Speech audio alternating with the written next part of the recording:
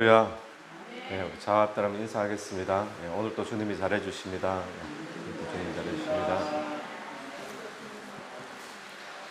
네, 누가복음 오늘 본문이 이제 마지막 부분입니다. 예수님께서 제자들에게 나타나 보이시고 이제 성천하시는 그런 모습이 오늘 본문에 나오는 내용입니다. 36절 말씀 보시면 우리 지난 주일날 함께 말씀을 나눴던 것처럼 이 말을 할 때에 예수께서 친히 그들 가운데 서서 이르시되 너희에게 평강이 있을지어다 하시니, 평강이 있을지어다 주님 그렇게 말씀을 하시는데, 근데 제자들이 그 부활하신 예수님을 보고 그 반응이 어떤 반응이었습니까? 37절 보시면 놀라고 무서워하여 그 보는 것을 영어로 생각하는지라. 영어로 생각했다라는 것은 오늘 우리 쉽게 말하면 귀신을 보는 것처럼 이제 그렇게 여겼다는 거죠. 그러니까 38절에 예수께서 이르시되 어찌하여 두려워하며 어찌하여 마음에 의심이 일어나느냐. 이런 제자들이 지금 믿을 수 없는 것은 당연한 이야기죠.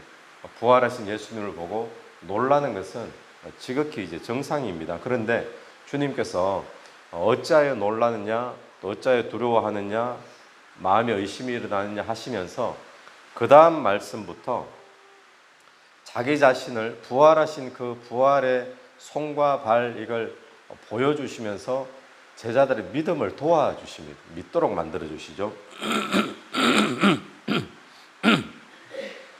그 첫 번째 방법이 이제 직접 보여주시는데 39절 보십시오.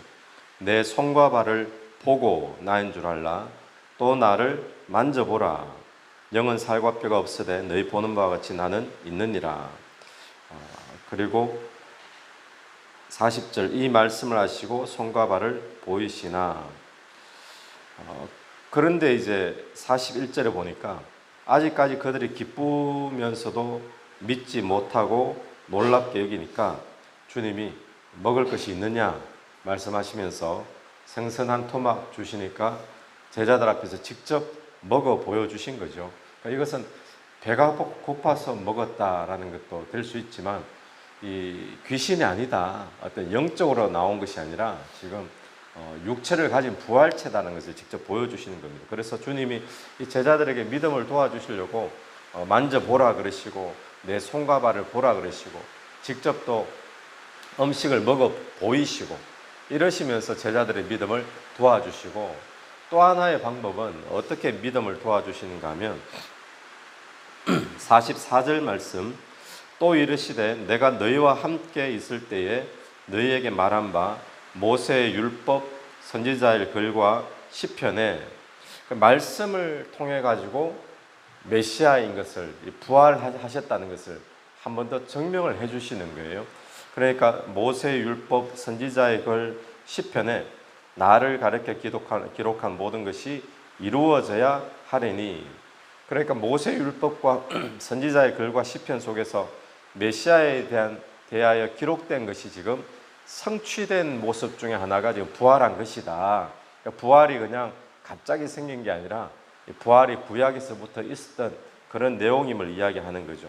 오늘 또 주님께서는 저와 여러분의 믿음 없음을 나무라시기보다도 우리의 믿음 없음을 도와주시는 분인 줄로 믿습니다. 주님께서는 언제나 믿음을 꾸짖으시고 또 나무라시면서 결국 그들의 믿음을 자꾸 도와주시죠. 이끌어 주시죠. 그래서 오늘 또 우리에게 이 말씀을 보는 가운데 또 큐티를 하는 가운데 말씀을 통해서 저와 여러분에게 믿음 주시기를 간절히 소원하고 구하는 이 아침이 되기를 간절히 바랍니다. 근데 말씀을 통해 깨우쳐 주시는 내용이 어떤 내용인가 하면 모세의 율법 선지자의 글 시편 이 내용에 세 가지의 예언을 이야기를 합니다. 46절 보십시오. 또 이르시되 이같이 그리스도가 고난을 받고 제3일에 죽은 자 가운데서 살아날 것과, 첫 번째는 고난받는 것, 이게 내용이 있고요. 두 번째는 3일에 죽은 자 가운데 살아날 것, 부활하는 것, 두 번째. 또 세 번째 47절입니다. 또 그의 이름으로 죄사함을 받게 하는 회개가 예루살렘에서 시작하여 모든 족속에게 전파될 것이 기록되었으니, 세 가지가 기록되어 있는 거죠. 고난 받으시는 것, 부활하시는 것, 세 번째는 예수 이름으로 죄 사함을 받고, 이 회개가 예루살렘부터 시작해서 모든 족속에게 전파되는 것. 이게 지금 어디에 적혀 있다는 거죠? 모세의 글, 선지자의 글, 모세 율법, 선지자의 글, 그리고 시편. 구약에 보면 메시아에 대한 예언 속에 이 세 가지 예언이 지금 핵심이라는 이야기입니다. 그런데 그 이야기가 다시 44절로 한번 돌아가 보십시오. 44절 하반절을 보면 모세 율법 선지자의 글과 시편에 그 다음 뭐죠? 나를 가리켜 기록된 모든 것이 뭐라고요? 이루어져야 하리라. 나를 가리켜 기록한 모든 것이 이루어져야 하리라 이랬잖아요. 그런데 지금 두 개는 이루어졌어요. 그 내용 세 가지 가운데 첫 번째 내용이 고난받으시고 십자가에 죽으신 것 이루어졌죠. 이때 시점에서. 두 번째는 뭡니까? 예수님 부활하신 것 제자들에게 나타나셨잖아요. 이루어졌죠. 그런데 나머지 하나는 뭡니까? 나머지 하나가 47절이거든요.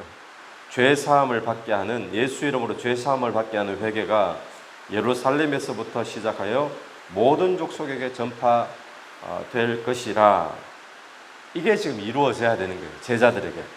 그래서 이 성취는 앞에 두 개는 성취되었는데 세 번째 전파하고 복음이 전파되는 이 세 번째는 누구를 통해서 성취되어지는가 하면 제자들을 통해서 성취되어지는 내용이거든요. 그래서 이 일을 위해 48절 보십시오. 너희는 이 모든 일의 증인이라. 볼지어다 내가 내 아버지께서 약속하신 것을 너희에게 보내리니 너희는 위로부터 능력으로 입혀질 때까지 이 성에 머물라 하시니라. 그래서 첫 번째 고난 받으시는 것, 두 번째 부활하신 것, 이 두 가지는 이미 성취가 되었어요. 예수님께서. 그런데 세 번째, 메시아에 관한 세 번째 성취는 예수님이 성취하시는 것이 아니라 앞으로 제자들이 성취해야 될 일들이죠. 그래서 주님께서 너희가 이 일의 증인이다 말씀을 하십니다. 그러면서 너희가 이 일의 증인인데 이 일의 증인의 역할을 감당하기 위해서 뭘 해야 되느냐? 그게 48절인 거예요.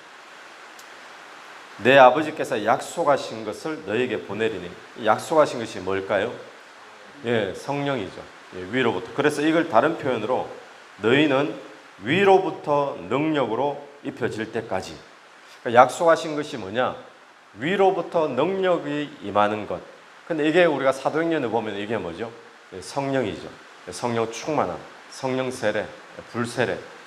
그래서 제자들에게 이걸 받을 때까지 이 성에 머물러라 라고 이야기를 합니다. 그리고는 이 제자들이 성령 충만함을 받고 사도행전의 역사가 시작이 되어지고 성취되어져 나가고 있는 것입니다. 그런데 이 일은 지금 시점에서 봤을 때 성취되었습니까? 지금도 성취되어져 가고 있습니까? 지금도 성취되어져 가고 있는 거죠. 먼저는 제자들을 통해서 이 일이 성취되기 시작했는데 이 제자들이 죽고 난 뒤에는 그럼 어떻게 성취되죠?